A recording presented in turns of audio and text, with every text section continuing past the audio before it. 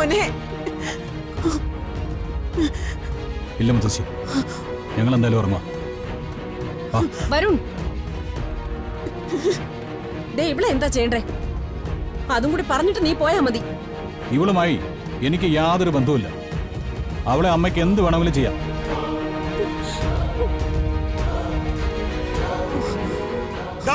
അയ്യോ, എന്താണോ നീ പറയുന്നത്? ഇന്ന് ഞാൻ വേണ്ട.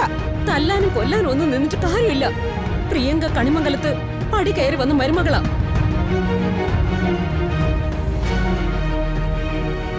അവൾക്ക് ഒരു ജീവിതമാ വേണ്ടത്.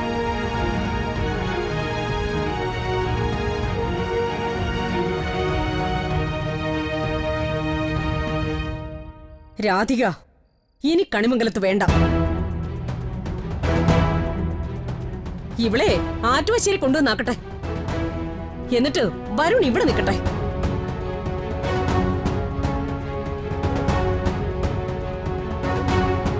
അമ്മേ, ഈ കാര്യത്തിൽ ഞാൻ തോറ്റു തരില്ല. കാരണം ഞാൻ തോറ്റാലുണ്ടല്ലോ, ഈ പാവപ്പെട്ട പെൺകുട്ടിയാ അതോടൊപ്പം തോൽക്കുന്നത്.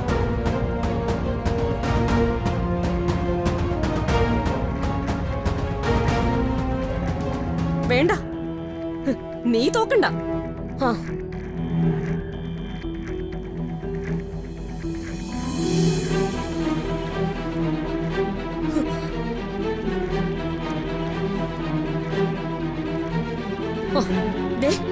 ഇത് കണ്ടോ?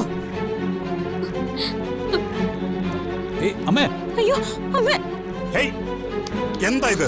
അമ്മേ, നിന്നെ പോലൊരു മകനെ പ്രസവിച്ചു പോയതിന്റെ കൂലി എനിക്ക് കിട്ടണം.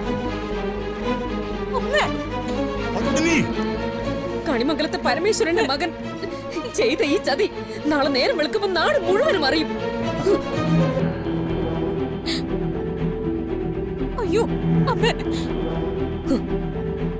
അപ്പോ അവരൊക്കെ വിരൽ ചൂണ്ടുന്നേ നിന്നെ പ്രസവിച്ച് വളർത്തിയ എന്റെ നേർക്ക. അങ്ങനെ ഒരു പാപം ചെയ്ത അമ്മയായിട്ട് എനിക്ക് ജീവിക്കണ്ട. എന്താ ഇത്? നീ ഇറങ്ങുന്നതിന് മുൻപ് എനിക്ക് മരിക്കണം.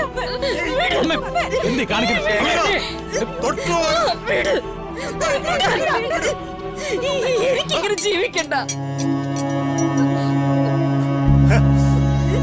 നീ നന്നാവില്ലടാ, ഒരിക്കലും നന്നാവില്ല.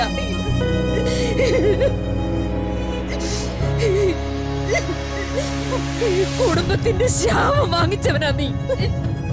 നീ ഇവളെ കൊണ്ട് ഒരിക്കലും ജീവിക്കില്ലടാ, ഒരിക്കലും ജീവിക്കില്ല.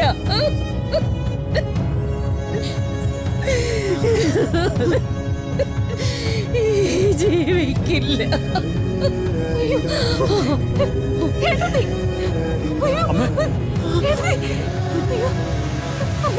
വെള്ളം എടുത്തിട്ട് വാ. അയ്യോ, സന്തോഷായില്ലടാ നിനക്ക്? ഇറങ്ങിക്കോ നീ. നന്നായി, പുറത്തിറങ്ങുമ്പോ പറയാലോ സ്വന്തം അമ്മ ചാകാൻ കിടന്നപ്പോ അതൊന്നും കൂട്ടാക്കാതെ പോയിന്ന്.